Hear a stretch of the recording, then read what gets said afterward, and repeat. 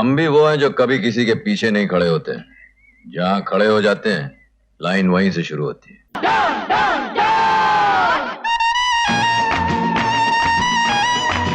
दोस्तों, आज के एपिसोड की कहानी भारतीय हिंदी सिनेमा के एक ऐसे परिवार के स्टार और सुपरस्टार की है जिसके नाम के बिना हिंदी सिनेमा को हमेशा माना गया अधूरा। तुम साथ हो जब अपने दुनिया को दिखा देंगे। बॉलीवुड का वो एजुकेटेड परिवार जिसके बेटे ने 1970 और 80 के दशक में पूरी दुनिया में अपने नाम का वो तहलका मचाया कि इस लड़के की लोकप्रियता ने इनको बना दिया इस सदी का सबसे बड़ा महानायक।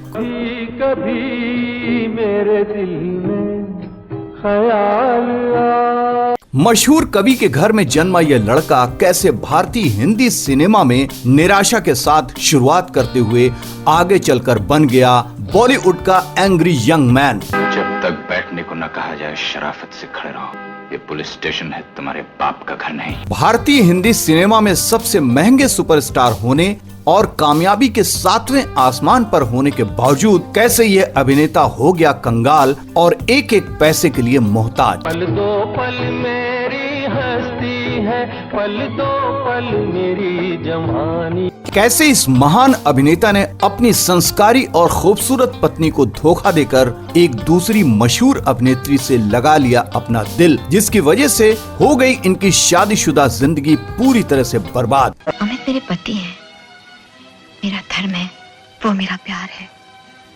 और प्यार मेरी किस्मत बन चुका है। कैसे ये अभिनेता अपनी जिंदगी में करता रहा वो सारी भूल जिसकी वजह से इस अभिनेता को झेलनी पड़ी समाज, मीडिया और करीबियों की आलोचनाएं। माफ कर दो मां, मुझे माफ कर दो। क्यों इस अभिनेता ने अपनी इकलौती बेटी की खातिर अपनी बहू को नहीं दिया वो मान सम्मान जिसकी वह थी हकदार। ठीक फरमाया आपने, हमारा दम घुटता है यहाँ। और क्यों इस अभिनेता ने जायदाद कर दी अपनी बेटी के नाम और कैसे उसी बेटी ने अपने सगे भाई के घर को कर दिया बर्बाद। दुनिया को कि भगवान कौन और राक्षस कौन।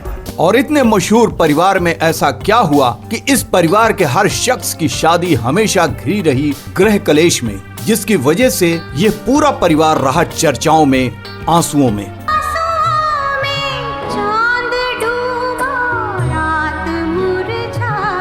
एक महानायक, एक विश्व सुंदरी के बीच कैसे छिड़ गई पारिवारिक जंग, जिसकी वजह से आज तक विवादों और सुर्खियों में बना हुआ है यह परिवार।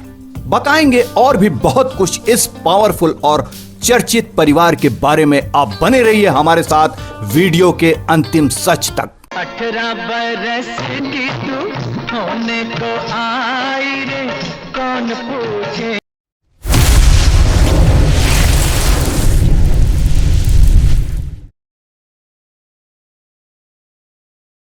दोस्तों, आज के एपिसोड में हम बात कर रहे हैं भारतीय हिंदी सिनेमा के सबसे चर्चित सुपरस्टार एक्टर की, जिन्होंने सिनेमा में अपनी शुरुआत बेहद निराशाजनक तरीके से की। इस अभिनेता की फ्लॉप फिल्म का असर ऐसा था कि इनके साथ उस समय की लगभग सभी एक्ट्रेस काम नहीं करना चाहती थी, लेकिन एक फिल्म ने बदल दी इस लड़के की पूरी जिंदगी। और इस फिल्म की कामयाबी से इस अभिनेता ने पाया पूरी दुनिया में वो मुकाम, वह नाम, वह शोहरत जिसको आज तक कोई और दूसरा अभिनेता तोड़ नहीं पाया। अपनी इसी लोकप्रियता, नाम और अभिनय की वजह से ये पूरी दुनिया में पहचाना गया अमिताभ बच्चन के नाम से।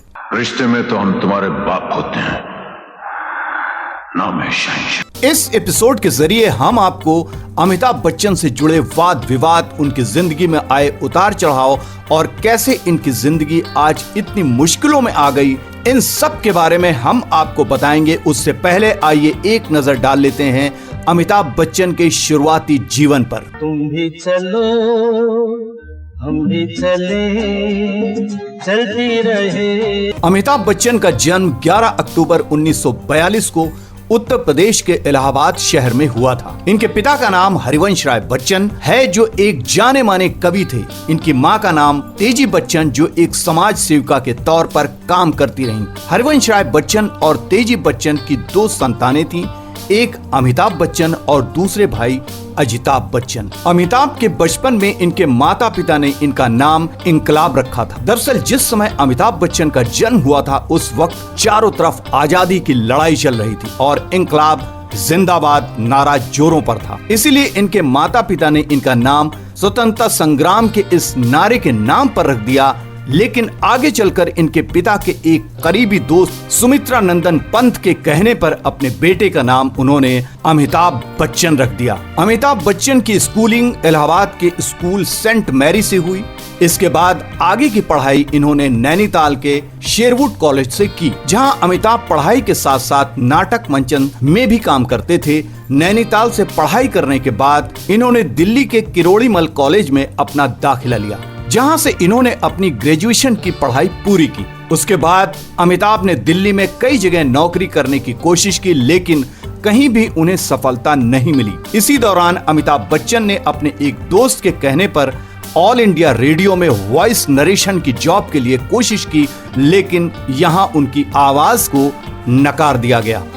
अमिताभ को दिल्ली में हर तरफ निराशा ही हाथ लग रही थी, लिहाजा वो अपने कुछ मित्रों के साथ कोलकाता चले गए, जहां इन्होंने 5 साल बिताए और इस समय में अमिताभ बच्चन ने कई प्राइवेट कंपनीज में बहुत कम सैलरी पर काम किया था। अमिताभ बच्चन अपने काम से खुश नहीं थे, लिहाजा उनकी मां ने उनको फिल्मों में अपनी किस्मत आजमाने के लिए उनका मार्गदर्शन किया। अमिताभ कई नाटकों में मंच को साझा कर चुके थे और मां के कहने पर अमिताभ बच्चन कोलकाता से पहुंच गए मुंबई अपनी किस्मत को आजमाने। मुंबई पहुंचकर अमिताभ बच्चन का संघर्ष शुरू हुआ और ये काम की तलाश करने लगे और अमिताभ को एक फिल्म मिली भुवन शोम, जिसमें अमिताभ बच्चन ने एक वॉइस नरेशन का काम किया था, जिस आवाज के लिए अमिताभ बच्चन को ऑल इंडिया रेडियो से नकार दिया गया था। उसी आवाज के दम पर अमिताभ को यह फिल्म मिली। इसके बाद अमिताभ को 1969 में इनको ख्वाजा अहमद अब्बास की फिल्म 7 हिंदुस्तानी में काम करने का मौका मिला, लेकिन शायद अमिताभ की किस्मत अभी बुलंद नहीं थी, लिहाजा वो फिल्म कोई धमाल नहीं कर पाई और अमिताभ के हाथ फिर से निराशा ही लगी। असफलता मिलने के बाद भी अमिताभ की हिम्मत नहीं टूटी और अमिताभ बच्चन 1970 में बॉम्बे टॉकीज और 1971 में परवाना मूवी में उन्होंने काम किया, लेकिन दुर्भाग्यवश वो फिल्म भी अमिताभ को कोई मजबूती नहीं दे सकी और अमिताभ फिर से निराश हो गए। अपने डूबते कैरियर से विवश अमिताभ को उसी साल 1971 में साथ मिला सुपरस्टार राजेश खन्ना का। जिंदगी कैसी है पहेली हाय। राजेश खन्ना के साथ इनको आनंद मूवी में काम करने का मौका मिला और इस फिल्म में अमिताभ ने काफी दमदार अभिनय किया। मैं तुम्हें इस तरह खामोश नहीं होने दूंगा। 6 महीने से तुम्हारी बक सुन रहा हूं मैं। बोल बोल के मेरा सर खा गए हो तुम। बोलो, बातें करो मुझसे, बातें करो मुझसे। और पहली बार इस फिल्म में अमिताभ बच्चन को थोड़ी बहुत वाहवाही और लोकप्रियता मिली और इस फिल्म की कामयाबी और सफलता के चलते अमिताभ को पहली बार फिल्म फेयर अवार्ड मिला बेस्ट सपोर्टिंग एक्टर के लिए। अमिताभ बच्चन सन 1973 तक लगभग 13 फ्लॉप फिल्में दे चुके थे, जिसकी वजह से हिंदी सिनेमा की कोई भी एक्ट्रेस अमिताभ के साथ काम नहीं करना चाहती थी, क्योंकि सभी हीरोइन को लगता था कि अमिताभ के साथ काम करने का मतलब है अपने कैरियर को अंधकार में डाल देना। लिहाजा अमिताभ बच्चन को उस दौर के लगभग सभी हीरोइनों ने नकार दिया था। अमिताभ बच्चन के डूबते कैरियर को बचाने के लिए एक हिट फिल्म की जरूरत थी, तो ऐसे में साल 1973 में प्रकाश मेहरा की फिल्म जंजीर अमिताभ बच्चन को मिली। हालांकि अमिताभ बच्चन के इस फिल्म में होने की वजह से किसी को इस फिल्म से ज्यादा उम्मीद नहीं थी, लेकिन जब वो फिल्म बनकर सिनेमा हॉल तक पहुंची तो इस फिल्म ने कामयाबी के नए आयाम बना दिए। अमिताभ बच्चन के द्वारा इस फिल्म में एंग्री यंग मैन के रूप में निभाए गए किरदार ने इनको पूरे भारतवर्ष में फेमस कर दिया। इस फिल्म ने अमिताभ बच्चन को सुपरस्टार बना दिया। उसके बाद अमिताभ बच्चन ने आज तक कभी पीछे मुड़कर नहीं देखा। इस फिल्म की कामयाबी के बाद देखते ही देखते अमिताभ बच्चन भारतीय सिनेमा पर छा गए। जब तक बैठने को न कहा जाए शराफत से खड़े रहो। ये पुलिस स्टेशन है, तुम्हारे बाप का घर नहीं। और कड़ी मेहनत के साथ ये हिंदी सिनेमा के सबसे बड़े सुपरस्टार एक्टर बन गए और अपनी इसी कामयाबी में अमिताभ बच्चन ने हिंदी सिनेमा को दीवार, शोले, अमर अकबर एंथोनी, परवरिश, शूल, डॉन, मुकद्दर का सिकंदर, मिस्टर नटवरलाल, काला पत्थर, सुहाग, लावारिस, सिलसिला, कालिया, सत्ते पे सत्ता, शक्ति, अंधा कानून, कुली, मर्द, शहंशाह, अग्निपथ, खुदा गवाह, मोहब्बतें, कभी खुशी कभी गम, कांटे, बागवान, ब्लैक, सरकार, भूतनाथ, पा और कल्कि जैसी सुपरहिट फिल्में देकर हमेशा लोगों का मनोरंजन किया और आज भी अमिताभ बच्चन लोगों के सामने एक से बढ़कर एक अभिनय के साथ फिल्मी पर्दे पर नजर आते हैं। दोस्तों, ये तो था अमिताभ बच्चन का फिल्मी कैरियर, जिसको कि बहुत ही शॉर्ट शब्दों में हमने बयां किया है। अब बात करते हैं अमिताभ बच्चन के जीवन की उन विवादों और चर्चाओं की जिसकी वजह से आज ये बच्चन परिवार पूरी दुनिया में सुर्खियों में है। और इस परिवार में ऐसा कौन सा श्राप है कि इनके परिवार के किसी भी सदस्य की शादी हमेशा विवादों में रही और तलाक तक जा पहुंची। अपनी तो जैसे तैसे थोड़ी ऐसे या वैसे कट जाएगी। अमिताभ बच्चन जब अपने शुरुआती दिनों में हिंदी फिल्मों में फ्लॉप फिल्मों का सामना कर रहे थे तो इनके उस बुरे वक्त में किसी भी एक्ट्रेस ने इनका साथ नहीं दिया। अमिताभ बच्चन जब जंजीर फिल्म कर रहे थे तो जया बहादुरी ही वो एक्ट्रेस थी जिन्होंने अमिताभ के साथ काम करने के लिए हाँ की थी। लेकिन इसे किस्मत कहिए या फिर जया बहादुरी का साथ कि अमिताभ बच्चन की किस्मत की सारी लकीरें ही बदल गई थी। इस फिल्म की कामयाबी से जो अमिताभ बच्चन अभी तक फ्लॉप फिल्में दे रहे थे वो अपनी इस एक फिल्म से रातों रात सुपरस्टार बन गए थे। फिल्म की अपार सफलता के बाद जया और अमिताभ का ये साथ बहुत ही जल्द प्यार में बदल गया और घर परिवार की रजामंदी से शादी भी कर ली। इधर शादी के बाद फिल्मों से दूर घर गृहस्थी में लग गईं जया बच्चन और उधर अमिताभ बच्चन की लोकप्रियता के सितारे सातवें आसमान पर थे। ओ खाई के पान बनारस वाला खुल जाए बंद अकल का ताला। समय गुजरा और अमिताभ के घर एक छोटी बेटी श्वेता बच्चन और बेटा अभिषेक बच्चन का जन्म हुआ। जया बच्चन पूरी तरह से बच्चों की परवरिश में लग गईं और उधर अमिताभ अपनी फिल्मों में काम कर रहे थे। लेकिन दुर्भाग्यवश फिल्मों में काम करते करते अमिताभ बच्चन का प्रेम प्रसंग एक दूसरी मशहूर अभिनेत्री रेखा से शुरू हो गया था। वो बात जो मैं आपसे कहना चाहता हूँ, वो बात जो मैं सुनना चाहती हूँ, कह दीजिए। इधर जया बच्चन कुछ समय तक इस बात से एकदम बेखबर थी। तेरी बाहों में है जानम मेरे जी।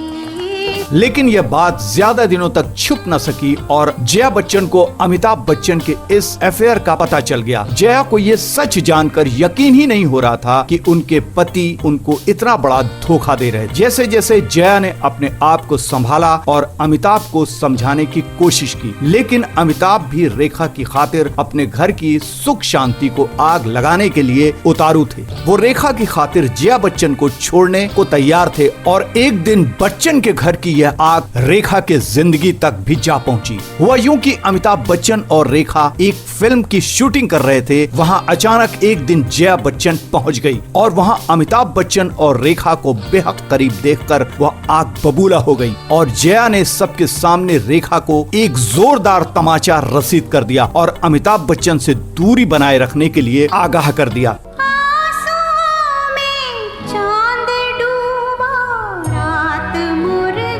लेकिन इसके बाद तो जया के घर के हालात और ज्यादा खराब हो गए थे। अमिताभ बच्चन बगावत पर उतर आए और एक मीडिया रिपोर्टर के मुताबिक अमिताभ बच्चन ने जया बच्चन को छोड़ दिया और रेखा के साथ लिविंग रिलेशन में रहने लगे।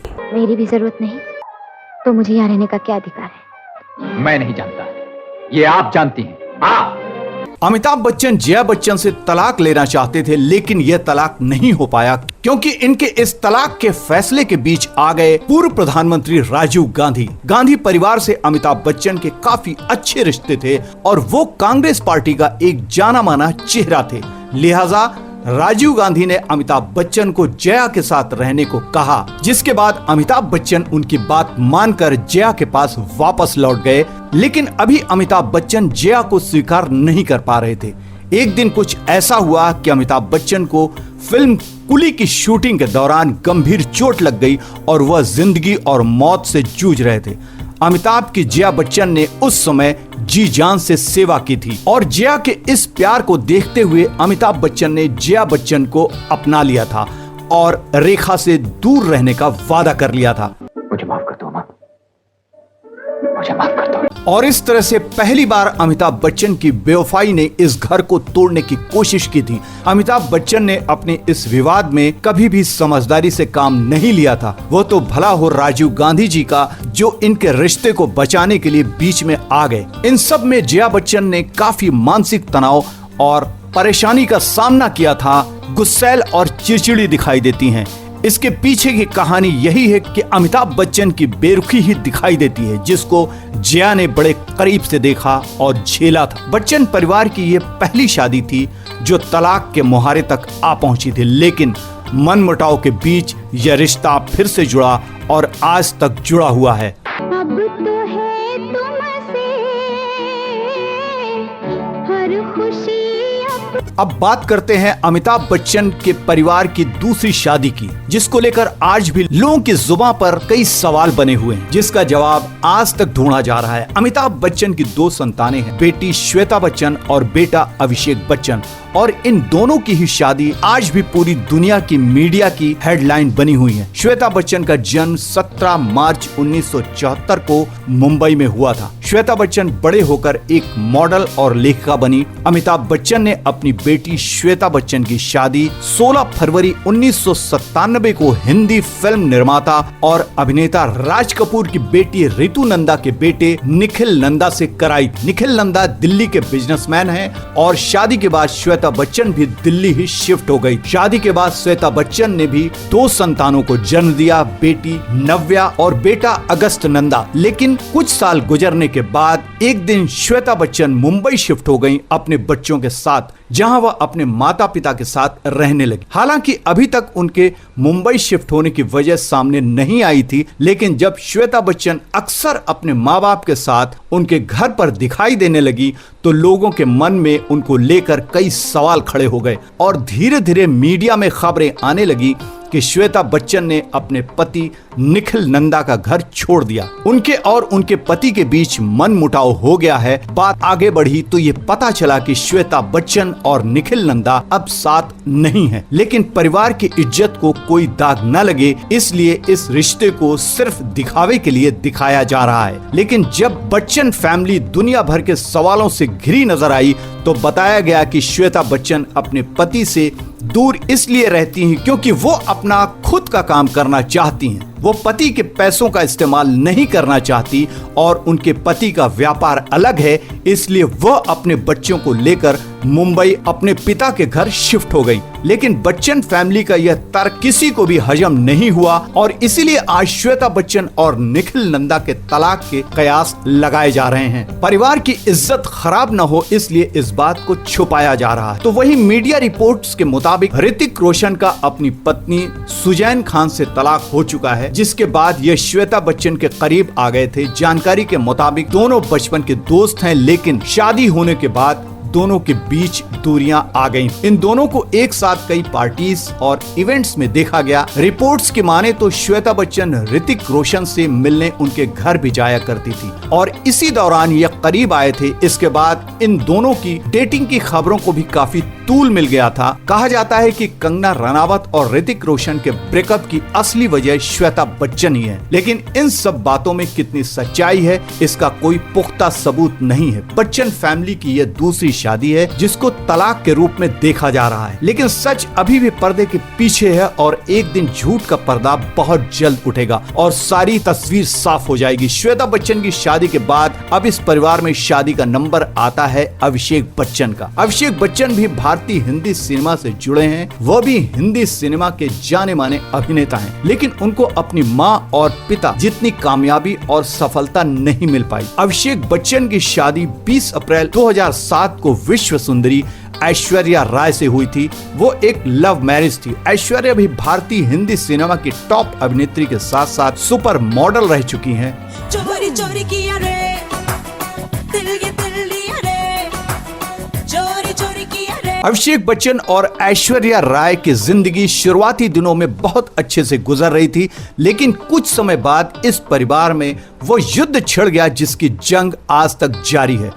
आपको जिस खुशी की तलाश है वो एक जिंदा लाश से ज्यादा कुछ भी नहीं, और लाश दफनाने के काबिल होती। दरअसल शादी के बाद बच्चन परिवार को ऐश्वर्या का फिल्मों में काम करना और फिल्मों में बोल्ड सीन देना बिल्कुल भी पसंद नहीं आया, लेकिन ऐश्वर्या अपने दम पर कुछ करना चाहती थी। उनके मन की ये बात बच्चन परिवार में नहीं चल पाई। शादी से पहले ऐश्वर्या राय अभिषेक बच्चन के साथ रिश्ते में रहते हुए भी धूम 2 फिल्म में ऋतिक रोशन के साथ बोल्ड सीन दे चुके थे और ये सब बच्चन फैमिली को पसंद नहीं आया था। इसके बाद फिल्म निर्माता करण जौहर की फिल्म ए दिल है मुश्किल के दौरान ऐश्वर्या राय ने रणबीर कपूर के साथ भी इस फिल्म में एक बार फिर से बेहद बोल्ड सीन दे दिया। एक रिपोर्ट के मुताबिक बच्चन फैमिली ने ऐश्वर्या राय के इस सीन को फिल्म से हटवाने के लिए करण जौहर से भी बात, लेकिन उधर ऐश्वर्या अपनी जिद पर अड़ी रही कि फिल्म को ज्यों का त्यों ही रिलीज किया जाए।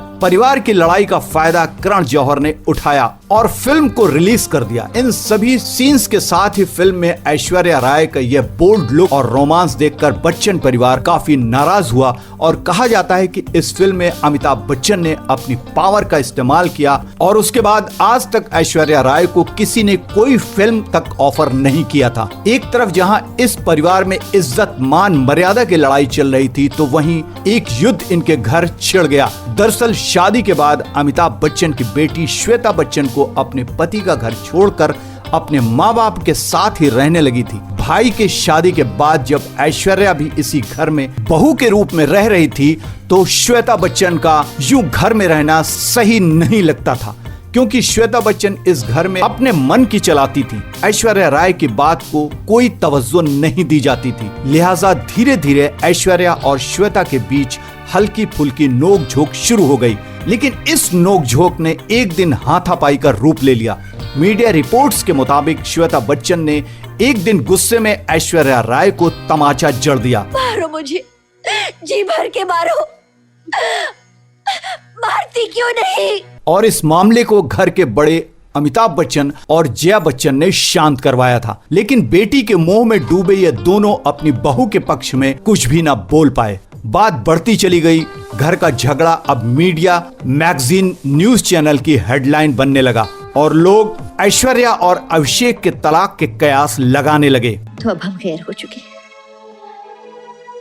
आप किसी और को दुल्हन बनाएंगे।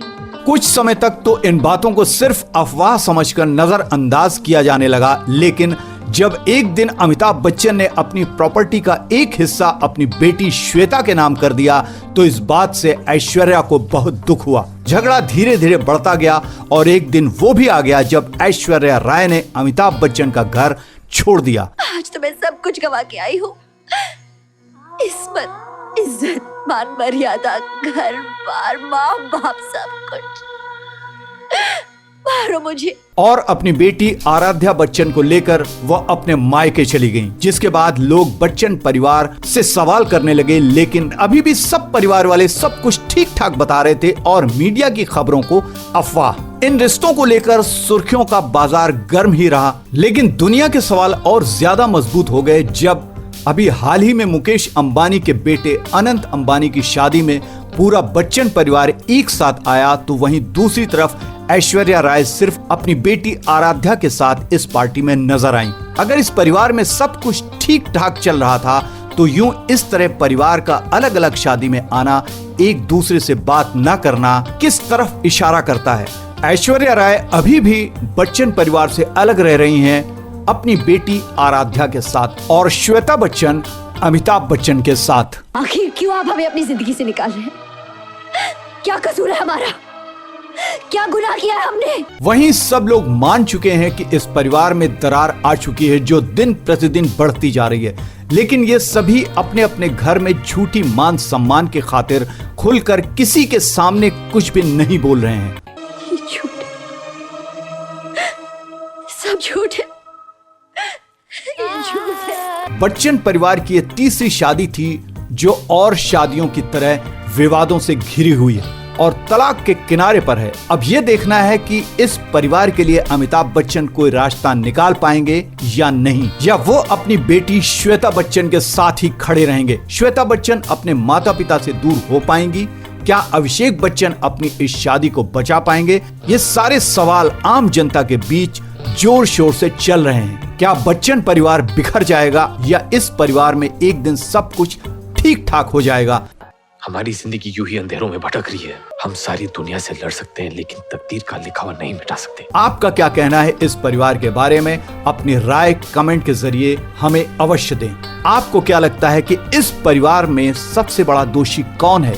इस बात का सही जवाब आप जरूर दीजिए। हमारी भगवान से यही दुआ है कि बहुत जल्द ही इस परिवार में सब कुछ ठीक हो जाए और ये परिवार फिर से खुशहाली के रास्ते पर लौट आए। आपको हमारा ये एपिसोड कैसा लगा हमें कमेंट करके जरूर बताइए। हम बहुत जल्दी एक और सच्ची बायोग्राफी को लेकर आपके सामने हाजिर होने वाले हैं अपने अगले एपिसोड में। आपका और हमारा प्यार यूं ही बना रहे, इसलिए आप चैनल को लाइक और सब्सक्राइब करना ना भूलें। आप अपने परिवार का ख्याल रखें और पूरी तरह से सुरक्षित रहें। धन्यवाद। चलती हूँ, हो सके तो उस पगली को माफ कर देना।